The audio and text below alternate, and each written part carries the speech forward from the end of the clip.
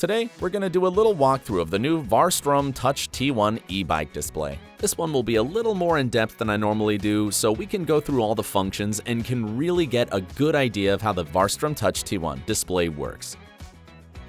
To start, let's turn the display on. Press and hold the power button at the push pad. It takes a couple of seconds to launch. By default, it comes in Chinese, and here is how we can change it. Swipe down, select the first item on the top menu, select a language and click OK. You can choose from English, German, French, Spanish, and Italian. On the same tab, you can switch from metric to imperial, display brightness, automatic shutdown time, and battery indicator. Percentages are often misleading, so I prefer voltage. You can change the power indicator from power to current or simply turn it off. Set the clock or add the device password in Security menu.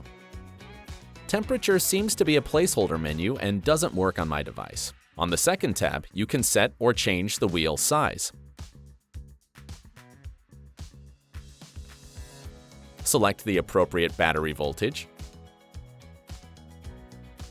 Enable or disable the USB port and change the sensitivity of the light sensor. Unless you know exactly what you're doing, don't mess with the offset voltage values. The third tab allows you to unlock the e-bike's maximum speed and set the maximum speed as needed. A password is required to access this screen. Set to 100001 and click OK. Speed adjustment is the first menu, and calories seems to be another placeholder. Maintenance mode does not need to be explained, and gear number can be set freely. I like to keep only 5 PA levels. The riding mode is also up to you.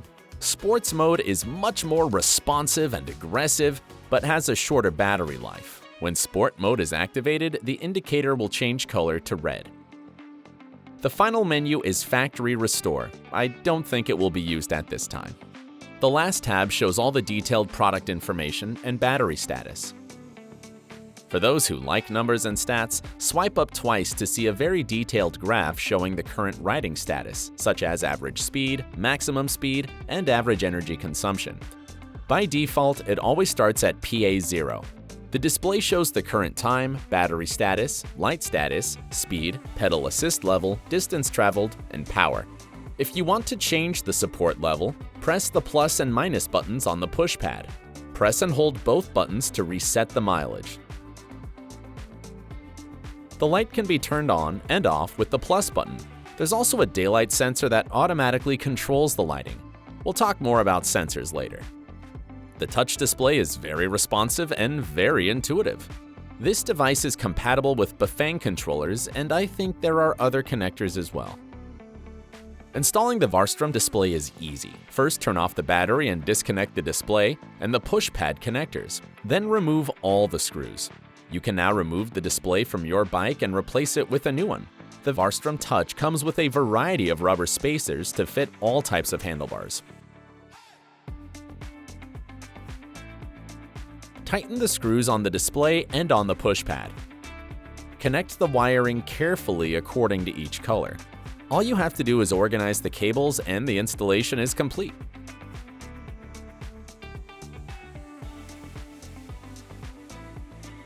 Before finishing this video, I want to share my thoughts on this display.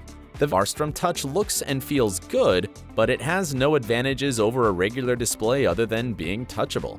The interaction between the Varstrom Touch and some app would be great. I'm also concerned about the position of the day-night light sensor.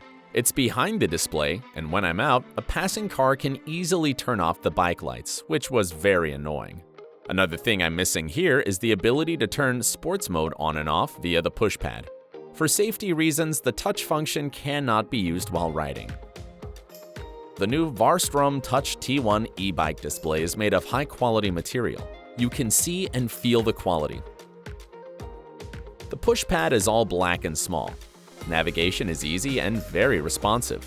It comes with a USB Type-C that allows high-speed charging of external devices, and I think it can be used for future system upgrades. That's all for today. If you have any questions about this product, let me know in the comments below.